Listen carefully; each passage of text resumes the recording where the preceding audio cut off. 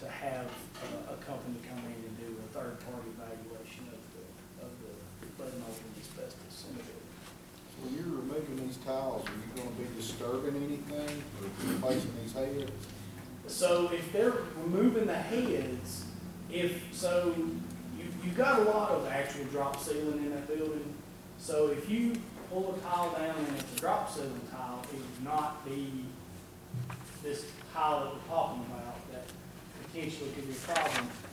And to take the head off, depending on how the pipe is insulated, if they're, got a T there, so if they can get to the head and just back it off and put a cap on, they could not disturb anything. If it's got a drop ceiling tile and there's nothing on that piece, that particular section of pipe, there'd be nothing to disturb.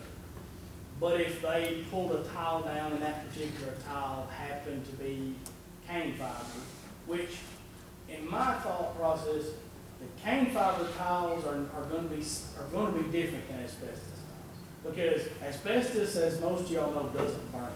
Most of your fireproof suits, fire retardant equipment is built out of asbestos specifically because of that.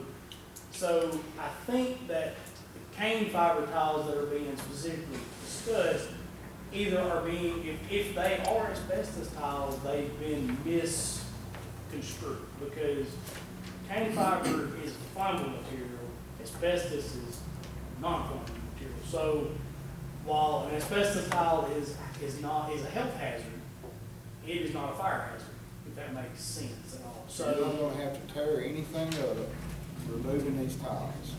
And you shouldn't have to tear anything up replacing these heads. So I remember the heads dropped down. That's right. And that's the thing is, I don't know, because I haven't done one plot every one. The only thing that's gonna take some physical changes is actually the alarm, the hand alarm, they gotta be lowered. They're not within state regulations, so that will have to take some Physical movement. with But, physical movement. but to your specific question, I don't know what's above every one of those ceilings. So I can't stand here and tell you no, because they could pop a tile and there could be something up there that they do have to monkey with to get that particular head out of service. So if there's nothing up there other than just the head coming down and they just have to unscrew it, put a cap in it, then yes, you do not have to disturb anything. But not knowing what every head looks like, I cannot tell you that they will not, because if they pop it and there's whatever stuck up, over 80-something years, or 90-something years, or 90 years, you don't tell them what they could have just, when they put the new ceiling up, they just tucked everything up in there and put the ceiling up and forgot about it. So there could be, who knows what above some of those. Yes, sir. But the head is supposedly, theoretically, supposed to be able to be replaced anyway. Yes, they're threaded. They're threaded. So They're threaded. If a head went bad, then you go in there and you take it out. And put it back. That's correct. Okay, that is correct. If anybody wants to know what them cane tiles look like, when you walk out this door, look above your head, there's about 3 or 4 of them about to fall on top of them. That's what them cane tiles are, right here. You done that again, sorry. The plans that Mr. Curtis gave you, Brent, were they any good for that hospital? My understanding Freddie gave you some plans. I haven't seen them. Now, I'm not gonna say that there wouldn't be, I haven't seen them, so. What plan? The only plan, as far as the plan goes, the only plans I've seen is from their company. Was that floor plans you gave him or what? Yeah. Sloan, this big around. If you've got, if there's, like I said, if there's a set of drawings, it would help, yeah. That would save, obviously, some, because we would, basically what we do is we would scan any hard copies you have in, and then we would digitize it for you. So, What's in the round two? Is that, okay, yeah. so yeah, I can take those, and, again, if y'all want us to do that, just kind of. I've not opened it up, I've But not we looked at it. can definitely look at it, if it's usable, then yeah. Anybody else got any questions for Mr. Tucker? I do. Have you got a plan for the disposal? Actually, public comment is over, but, Oh, I can answer a question pretty quick. well, I've got to keep it in. I understand. Have you got an avenue for disposal? So, glad you asked. So any disposal would be written into whatever contract that we help the county. So I'm not gonna, sound like I'm lazy, I'm not gonna be doing any physical work, I'm gonna be honest with you. What I'm gonna do in this capacity is I'm going to help, I will help the county write requests for proposals, requests for qualifications, or I will help you prepare a contract document to advertise for bids or solicit bids from companies that do this kind of work. Within those contract documents, it would be the contractor's responsibility if there was mitigation required or remediation required. Let's say you go in, you do this test, and they find that some of the ceiling tiles are asbestos, you're gonna have to be disposed of. We would disclose that in the contract documents, and we would put in that contract document that the contractor was responsible for handling and remediation of those tiles. It would be in that, it would be his responsibility to take care of that particular issue. So he would be responsible for bagging it, hiring the proper contractors to handle it.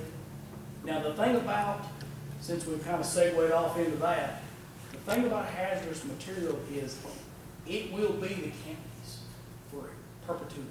So if they do find something, it has to be, say they find something asbestos, and it has to be handled. Hazardous material has to be taken to a special landfill that's designated for hazardous material only. That particular material would be tagged Cannon County's ceiling tiles.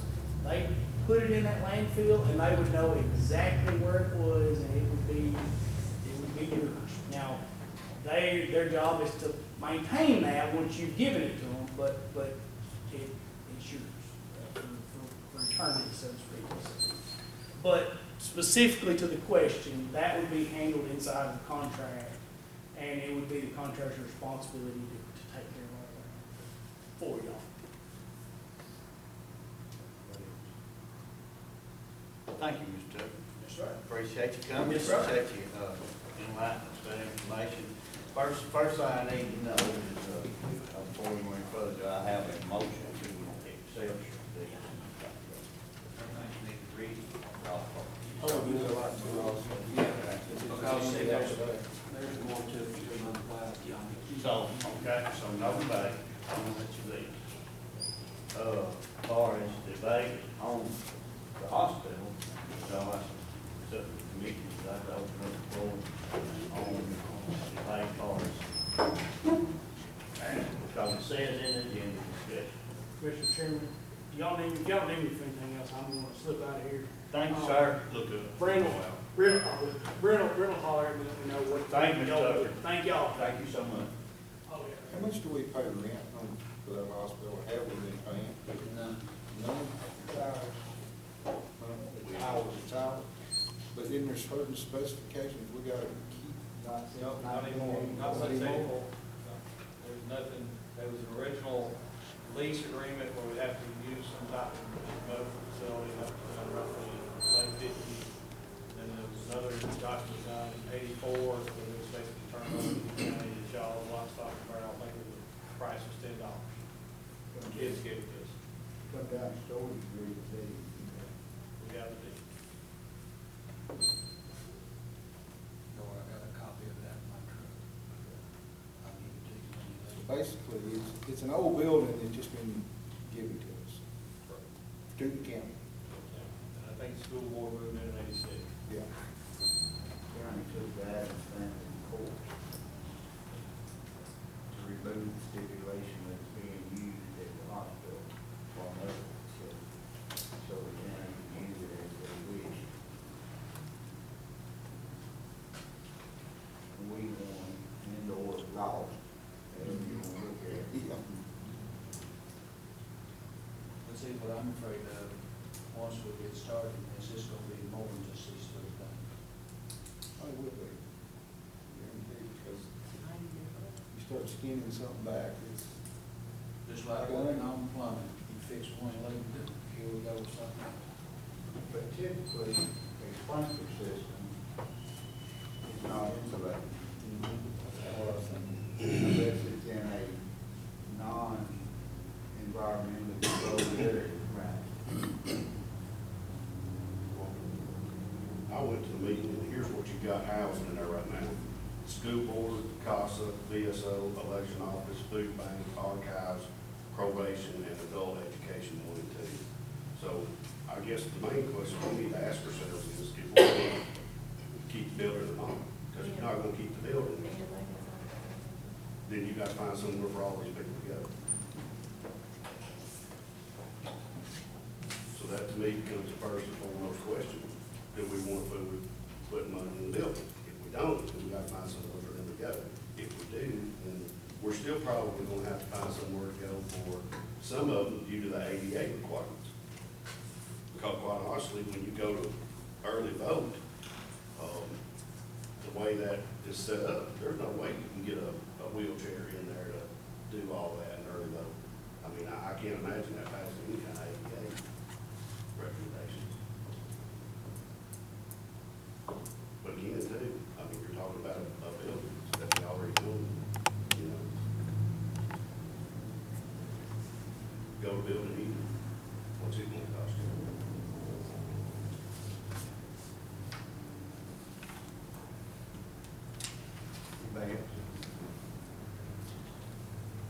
And I do got one more question. J.C. Haley, and I understand they're similar to Scott St. John's, is that basically what they do? Very consulted, they do a lot for town of Gray, that's great. They've done a lot for different things, they've been involved in this project a long time. Water, they're similar to St. John Engineering, and, you know, just didn't really have time to advertise a broad group, but it's kind of reached out, and somebody had an issue with it, and give y'all some numbers. Reason why I called. I found the document in 2015 where they went through and they assessed the building with, anywhere from as minimum as $400,000 course of action. They basically did 2015, 3 courses of action. It came back. I don't know what it was actually, I don't remember, and I was a commissioner at the time, if it ever got presented to the commission or not. But it was 3 courses of action. The one course of action was to do some renovations to the building around the cost of $400,000. That extreme end of it was to tear the building down for a certain amount. There's another whole modification of about 1.2. Like I said, it was pretty thorough, pretty good document. So that's why I called him, since I felt like they wouldn't have to go back and reinvent the wheel so much and walk the wheel and start from scratch. I've got the document here, Grant. October 2015, complete repairs to meet fire marshal deficiencies, building blueprint, sprinkler system, alarm system, electrical inspection, upgrade, repair, replace is 1.4 to 1.8 million. That also includes class B and C wall and ceiling finishes, downtime and disruption, other risks and potential asbestos, etc. Demolish and rebuild new 24,000 square foot building, $2015. 3.64 million, does not include land. Tear the rear portion off and leave the 2-story, remove sprinkler system, review and upgrade electrical as necessary, 400,000, 800,000. I guess that's what that 0.4 and 0.8 million means.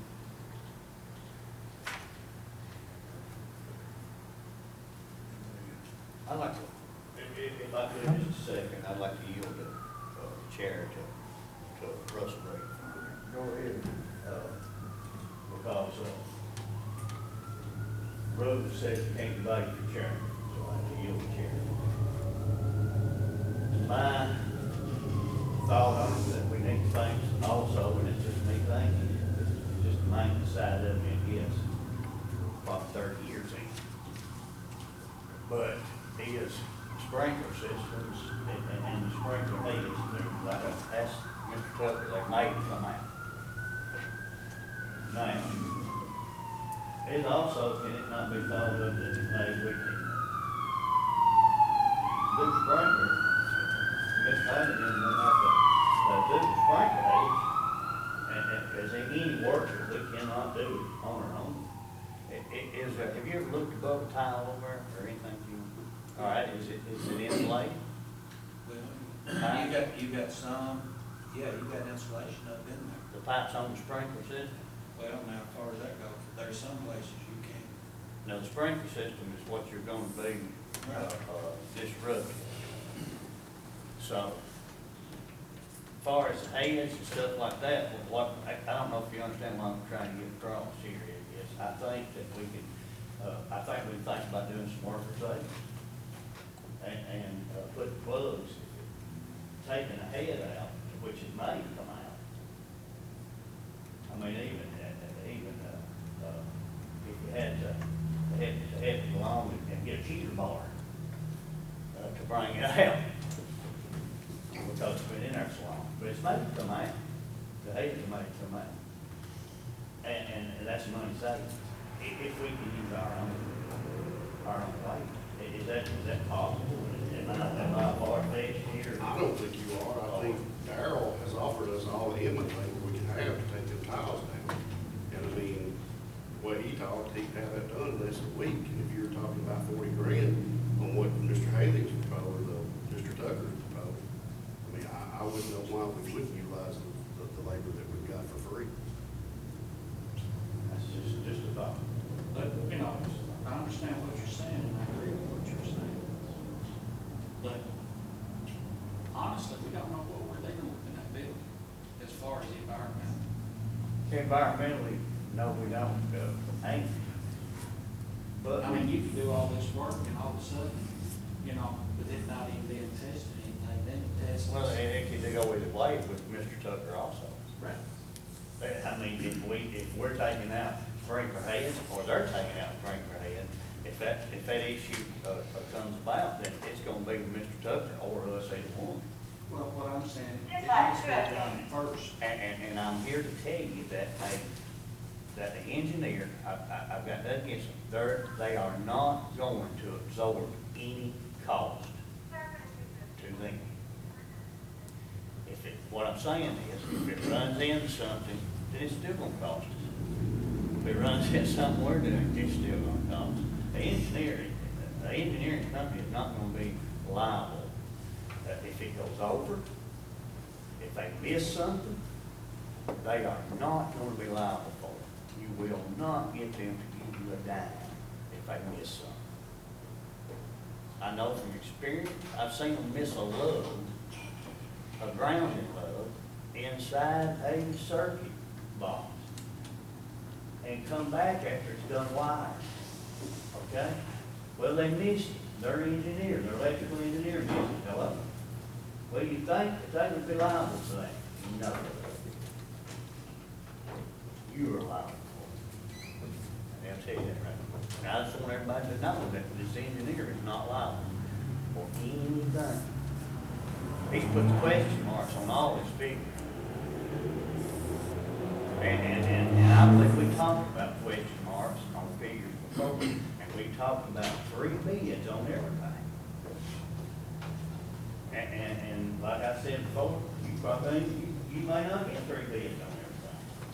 Sometimes it's not feasible, people will not be. And we talked about that before. And we're looking at 1 bid, and we're looking at 1 option. That's just not good. That's just what just not good. Thank y'all. I'm done. So, do you feel if we did go that route with inmate labor and stuff, do you feel that it would be safe for them to go in there, pull that head and plug it? I can't see why not. I think we could have it tested to see. I can't see.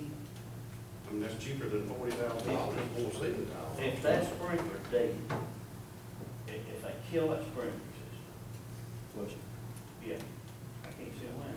Depressurize. All right, the ceiling tiles, have they been identified? That they've been identified. All right, now I'm gonna go back to a prior question. How are we gonna get rid of them then? Is there a disposal fee for that type? Not necessarily. what he says is a cane tile.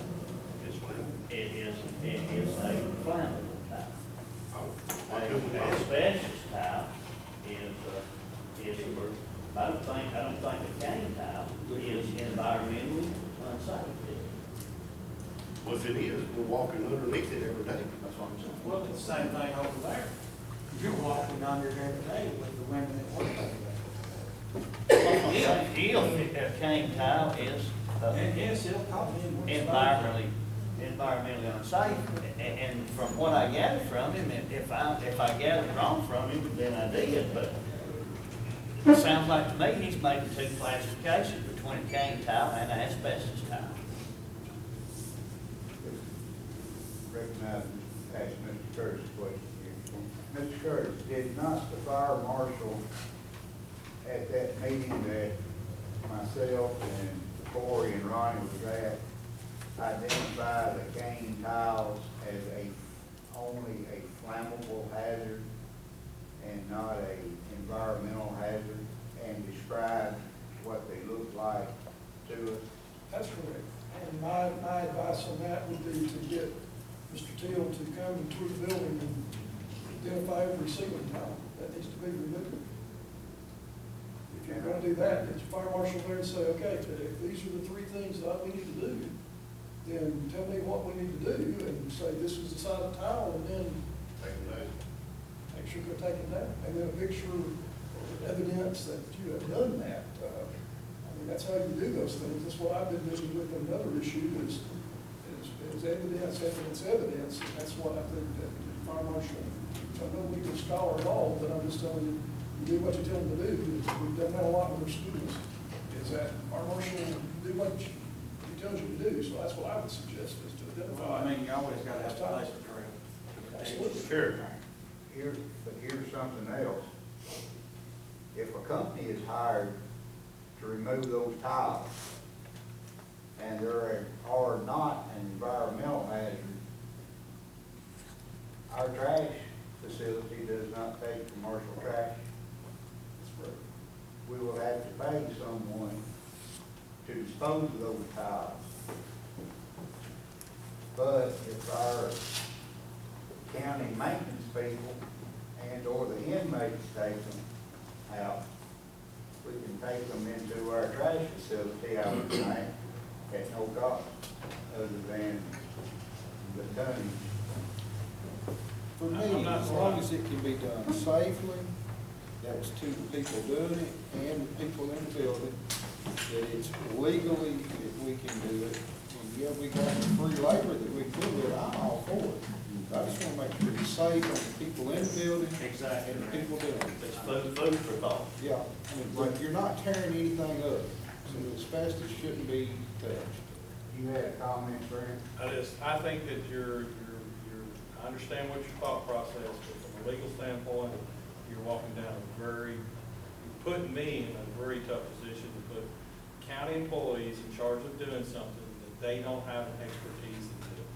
That's the whole point of this process here. We don't have the expertise. Now, if Freddie wants to take this on with his maintenance people, whatever, and then go back with Jimmy Teal and walk this through the process, we've already tried this process once. We flooded a room. It's a lot more complicated. And again, I don't have the one grounds guy, one maintenance guy that fits all the buildings. From the health department to this building, you just can't ask that of one person. And then you're at supervising, and then you have to have a jailer, essentially to supervise inmates. I'm just telling you, we take a risk every day in solid waste facility. Any other discussion? Is a engineer absolutely necessary? I definitely think an engineer is absolutely, I wouldn't have brought him in. What? And then somebody, hey, look, I have 2 advanced degrees, but I'm not an engineer. I'm just giving you advice, I'm laying it out on the table. But you're not gonna put me in a legal situation with the state of Tennessee. How would we be in a legal situation If I do something that's non-compliant against state law, then I put myself liable just advising you that, you know, that it'd be best, and for the record, that you brought in somebody, an outside agency, that could walk us through this process. That's just strictly my opinion. Anybody else? Gentlemen, I've got to submit a report to the fire marshal's office today. So what do y'all want me to tell them? What are y'all going to do? We're working on a plan. We are trying to get planned together, that's all I know. I understand, so I'm just trying to figure out what I'm gonna say. Do you have a date? And you will be able to give them an answer. Well, if we're going to go with the engineering company, I think we need to follow our policy that we've already established, which, like Greg said, requires us to have more than one meeting. So, I mean, we're going to go, I mean, that's something you would need to put in the advertise and all that. If we're going to try to do any kind of engineering company, I just don't want to see J.C. or James C. Haley's. I'd like to see at least two more if that's possible. Oh, no, I'm So I'm just saying, I think that's one option, is what I'm saying. I just need a date. I That's get- what I'm saying is, if you say, hey, it's gonna take us 3 months, I think we'll try to hit the May 19th date, that's all that we can do. Well, that's our, to be something done, Dave. Yeah, that's our cutoff regardless, so. I think you, Actually, you either gotta have a plan or you gotta do something by that date. You can't, we can't say, well, we'll give them 2 months to give us estimates. Can we? Because we're gonna have to decide something pretty soon. well, sure we are. And actually, I guess that really, the state fire marshals gives the date, okay? they had submitted a letter to Brent's office, and they said, hey, we want an answer in December, I forgot what date. But, oh, they won't answer. And so we asked them, hey, will you give us a little more time? Because I was going out of the country. I was just trying to buy some time so that y'all a chance to say, hey, what are we gonna do on this? I don't mind asking for more time. They want an answer, from us of a plan or Chris or what. Yeah, that's what they were Just a saying. plan of how we're gonna go forward. Why they should have stepped in.